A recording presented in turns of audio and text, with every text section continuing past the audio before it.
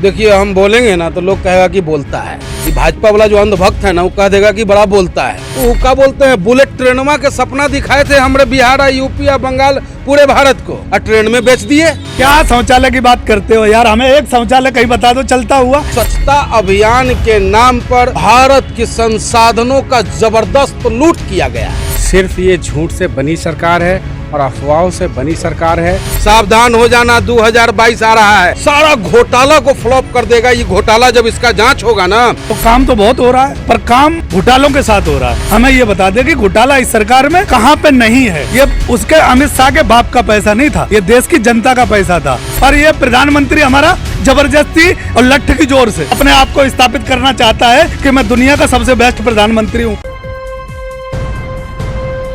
Live TV, सच सबसे आगे। जब से बीजेपी की सरकार बनी है, स्वच्छ भारत तहत के अभियान और लगातार प्रधानमंत्री नरेंद्र मोदी कहते हैं कि शौचालय बने हैं, और जब शौचालय ही गायब हो जाए तो क्या होगा। नमस्कार, मैं जुनैद अंसारी और आप देख रहे हैं द लाइव टीवी।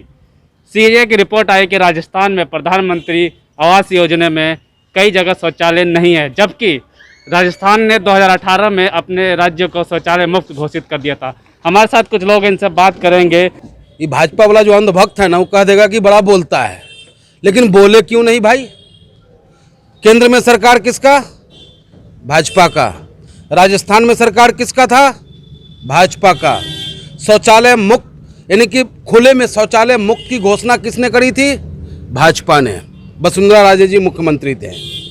और भैया ये जब से मोदी जी आए हैं हमारे देश में, तब से जो है ना ले दे करके देश को कैसे लूटा जाए, देश के संसाधन को कैसे बर्बाद किया जाए, सिर्फ उस पर फोकस है। क्या शौचालय की बात करते हो यार, हमें एक शौचालय कहीं बता दो चलता हुआ। इनने शौचालयों में क्या लिया? इनके प्रधान से लेकर ब्लॉक प्रमुख से लेकर के जितने बैठे थे उनने सबने गांव में पैसे। किसी दिन चलो ना मेरे साथ, मैं गांव में तुम्हारा प्रोग्राम करवाता हूँ। देख लो शौचालयों में कंडे भरे शौचालयों में लोग रह रहे हैं, शौचालय नहीं है वो। और ये प्रधानमंत्री हमारा जबरदस्ती और लठ की जोर से, ये सत्ता की जोर से अपने आप को स्थापित करना चाहता है कि मैं दुनिया का सबसे बेस्ट प्रधानमंत्री हूँ। और भारत के लोग ये कहते हैं कि दुनिया का सबसे घटिया प्रधानमंत्री हमारा है, क्योंकि दुनिया में इसने झूठ बोलने का काम किया, दुनिया को छलने का काम किया, भारत के लोगों के साथ धोखा किया, भारत के लोगों को धोखा दिया।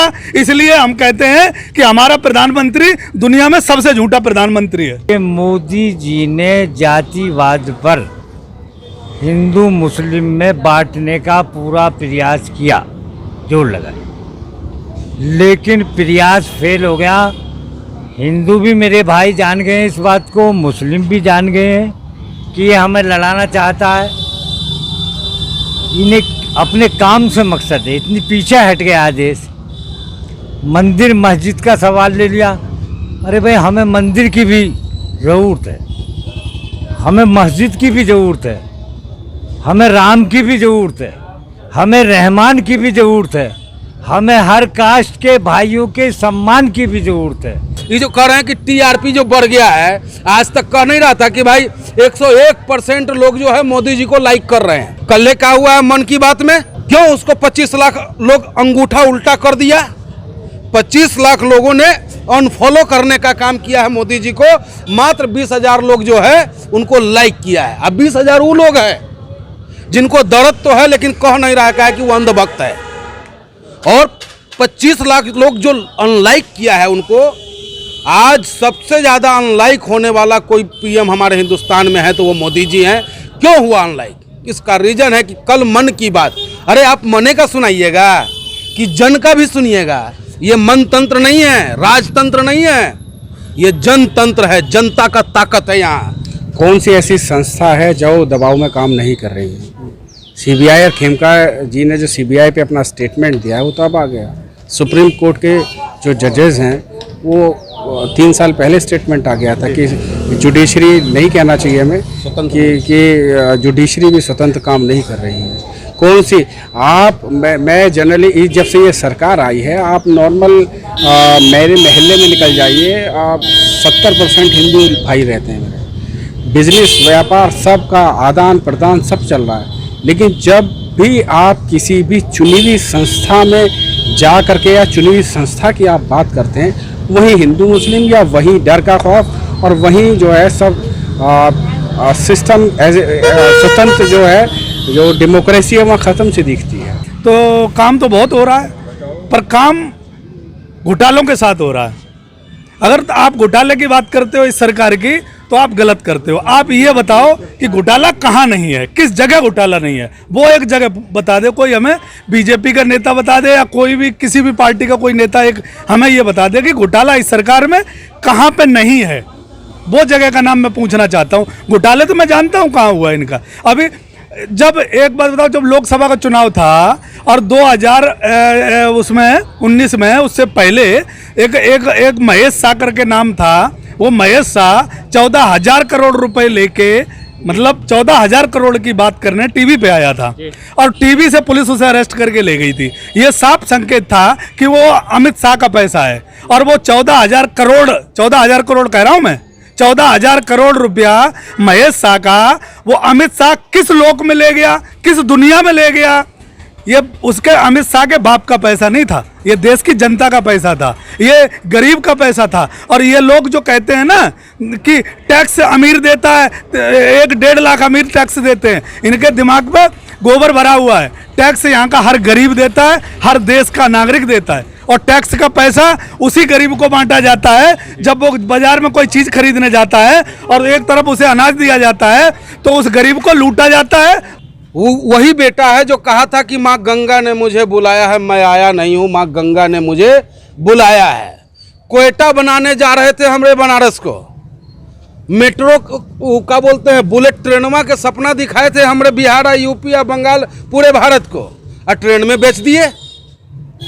और जिस स्वच्छता अभियान के नाम पर नमामि गंगे, माँ गंगे के नाम पर वाराणसी से जाकर सांसद बन गए, अब फिर जो है ये माँ गंगा को भी धोखा दे दिए।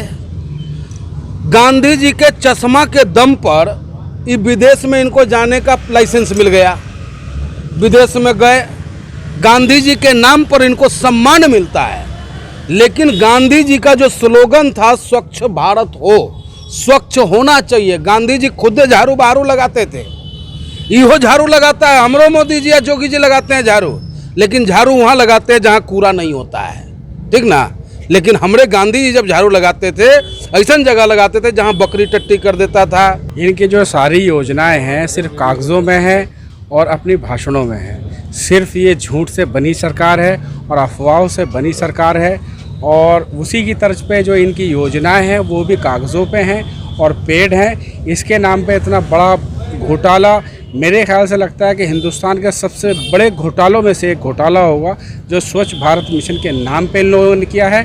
और ये जेम पोर्टल पे इन्होंने टेंडर्स वगैरह जो स्वच्छ भारत के मिशन के नाम पे इन्होंने जो इतना बड़ा बजट निकाला है कि उसमें बड़ी बड़ी कंपनियां उसमें अपना रोल अदा कर रही हैं, जो इनकी सिंडिकेट बनी हुई हैं, जिनको ये प्रमोट भी करते हैं और वही सरकार को प्रमोट करते हैं। उन्हीं के लिए ये मेन योजना चलाई गई थी और उन्हीं की वो उन्हीं को टेंडर दिया जाता है और हवा में टेंडर है और हवा में काम है। शौचालय के नाम पे आप देखेंगे या स्वच्छ भारत मिशन पे आप देखेंगे कि डस्टबिन या आपका ठेला रेहड़ी, इतनी ज़बरदस्त घोटाला है इसमें कि चुनिंदा कुछ कंपनीज़ हैं सिर्फ उन्हीं को काम मिलता है और वो भी कागज़ों में, कमीशनबाजी, बाकी काम कहीं नहीं है।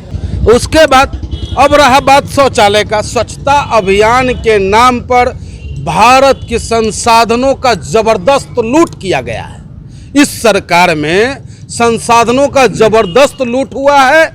ये मान लीजिए आप कि जितना पैसा स्वच्छता अभियान के नाम पर टीवी में प्रचार चला, देखे होंगे पेट्रोल पंपों पर बोर्ड लगल रहता है, चारों तरफ स्वच्छता अभियान, मोदी जी एक तरफ गांधी जी का चश्मा लगल है।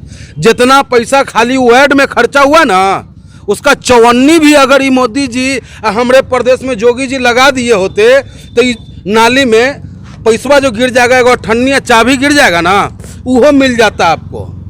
लेकिन हम आपके माध्यम से कहना चाहते हैं उन भ्रष्ट अधिकारियों को और उन दलालों को जो सत्ता के करीब फटक रहे हैं, सावधान हो जाना। 2022 आ रहा है।